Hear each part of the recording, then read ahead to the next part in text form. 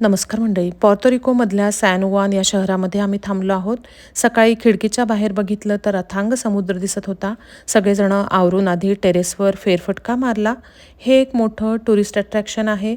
बीचच्या जवळपास भरपूर हॉटेल्स, अपार्टमेंट्स आहेत. आम्ही सॅन जुआनमध्ये असलेला किल्ला बघायला निघालेलो आहोत.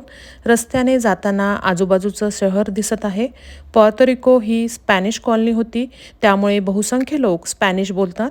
येथील कल्चर हे स्पॅनिश आणि नेटिव्ह अमेरिकन यांचं मिक्स आहे. रस्त्यावर लावलेले सगळे साइन बोर्ड स्पॅनिश भाषेतीलच आहे. इथे सध्या भारतासारखा कडक उन्हाळा आहे.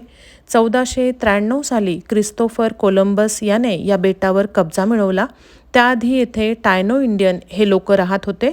त्यानंतर 1508 सालापासून स्पॅनिश लोकांनी येथे वसाहती करण्यास सुरुवात केली. ऊसाची लागवड करण्यास सुरुवात केली. अशा तऱ्हेने पॉर्तोरिको स्पेनच्या